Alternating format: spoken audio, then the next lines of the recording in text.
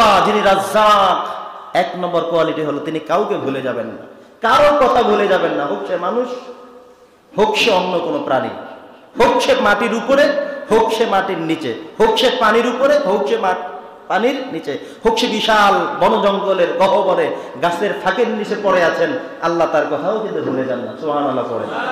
তাই রাজ্জাক এমন একজন যিনি কারো কথা কখনোই ভুলে যাবেন না। আমাদের মেম্বার সাহেবদের মতো না, আমাদের চেয়ারম্যানদের, আমাদের এমপি সাহেবের মতো না।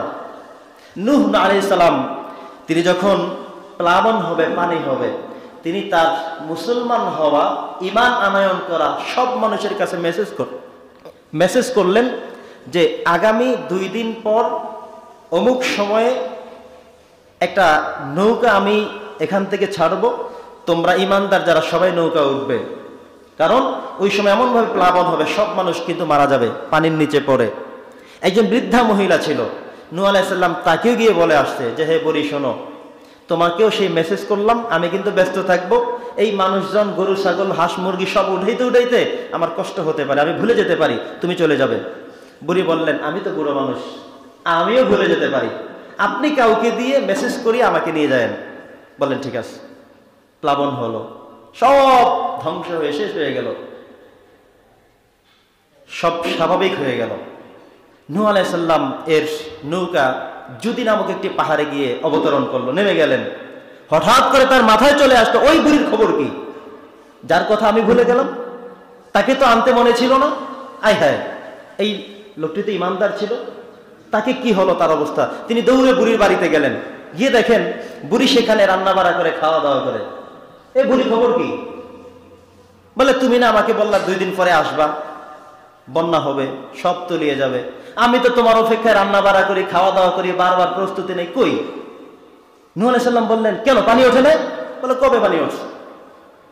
নূহ আলাইহিস সালাম সিজদার মধ্যে পড়ে গেলেন, হে আল্লাহ, আমি নবী হয়ে ভুলে গেলাম, একটু আমার মনে ছিল না, তুমি আল্লাহ তাআলা তাকে ভুলোনি। আল্লাহ তাআলা হে নূহ শোনো, তোমার নবুয়তির আর আমি আল্লাহর রাজ্জাকের মধ্যে এটাই পার্থক্য। সুবহানাল্লাহ পড়েন। তুমি ভুলে গিয়েছো, আমি আল্লাহ ভুলি নাই, কি করে আমি ভুলতে পারি? আমি তাকে যেভাবে রাখা দরকার সে টেরও পায়নি, সে জানেও নি, সে বোঝেও নি, অনুধাবন করতে পারেনি, অবজার্ভও করতে পারেনি, পানি উঠেছে সব ধ্বংস হয়ে গেছে, এভাবে আমি তাকে সুন্দর করে রেখে দিয়েছি। সুবহানাল্লাহ পড়েন। ওনার নাম কি? রাজ্জাক। তিনি হচ্ছেন আল্লাহ, তিনি কারো কথা ভুলে যান না, তিনি আমি ভুলে যাই না। তো রাজ্জাকের প্রথম কোয়ালিটি হলো তিনি কাউকে ভুলে যাবেন না। নাম্বার 2, দ্বিতীয় কোয়ালিটি, তার কোনো অভাব থাকবে না। কি থাকবে না বলেন? আল্লাহর কোনো অভাব আছে? সেই যে প্রথম যুগ থেকে শুরু করলো, প্রথম থেকে শুরু করলো তিনি, হাজার হাজার বছর পর এভাবে করে করে করে করে আদম আলাইহিস সালাম থেকে শুরু সবাইকে আল্লাহ তাআলা খাওয়াই যাচ্ছেন। এমন কি হতে পারে যে এই যে এখন 2023 সাল শেষ, আল্লাহ তাআলার ধনভাণ্ডার শেষ হয়ে যাবে? আমাদের দেশটা কি তেমন? আমাদের দেশে এমনভাবে ঘাটতি শুরু হয়েছে, অভাব শুরু হয়েছে, বাহিরের রাষ্ট্র থেকে ঋণ করে আনতে আনতে এখন দেশের মানুষ যাতে থাকতে পারে, খেতে পারে, সেই ব্যবস্থা। 2 টাকার জিনিসের দাম 5 টাকা, 5 টাকার জিনিসের দাম 20 টাকা, ঠিক কিনা বলেন? 50 টাকাটা 200 টাকা চলে।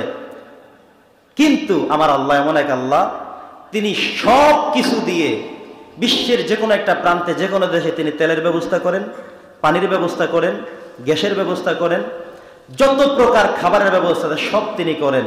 তার নাম হচ্ছে রাজ্জাক। সুবহানাল্লাহ পড়েন।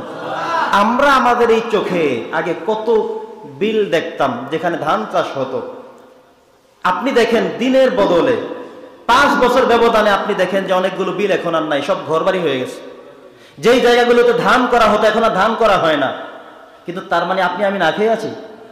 যে এখন ধান দেশে কমে গেছে, 1 বেলা ভাত খাইতে হবে, বাকি 2 বেলা রুটি, এমন কি হয়েছে?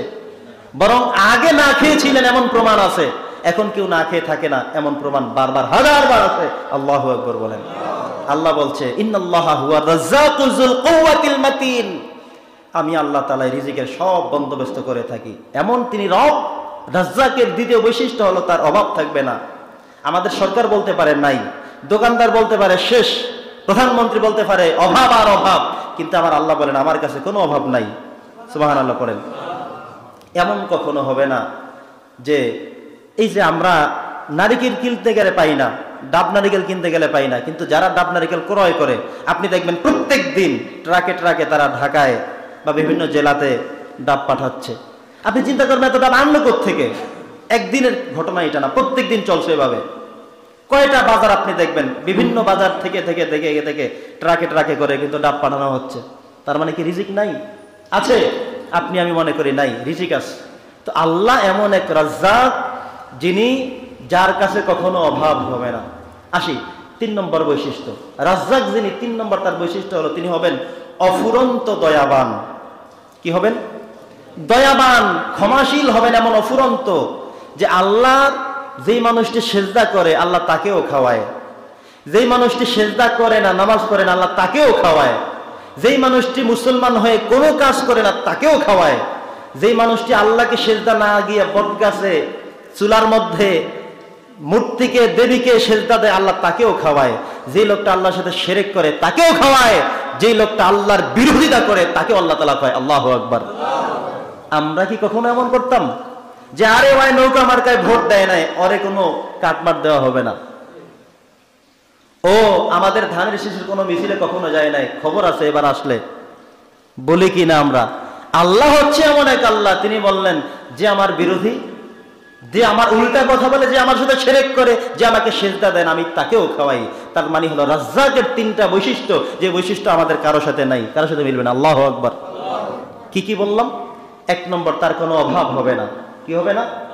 আল্লাহ তাআলার কোনো অভাব নেই, অভাব হবেও না। আজকে 23 সাল শেষ হতে যাচ্ছে, ডিসেম্বর মাস শুরু। আজকে বছর শেষ হয়ে গেলে 2025 সালে মনে হয় একটা আল্লাহর ধনভাণ্ডার শুকিয়ে গেলে মনে হয় মানুষ না খেয়ে মারা যেতে পারে। এমন কি হতে পারে মনে করেন? মনে করেন আপনারা? না, আজ থেকে 20 বছর পরে আল্লাহ তাআলা রিজিকের ধনভাণ্ডার সব শেষ হয়ে যাবে, এমন কি হতে পারে? আল্লাহ বলছেন পৃথিবীর সব মানুষ, সব পক্ষীকুল, সব প্রাণীকুল যদি আমি আল্লাহর কাছে চাইতে থাকি, আমি যদি দিতে থাকি, আমার রিজিকের যে ধনভাণ্ডার রয়েছে সেখান থেকে 1 ইঞ্চি পরিমাণেও কমে যাবে না। সুবহানাল্লাহ। আল্লাহ বলছেন ইন্নাল্লাহা হুয়ার রাজ্জাক যুল কুওয়াতিল মাতিন।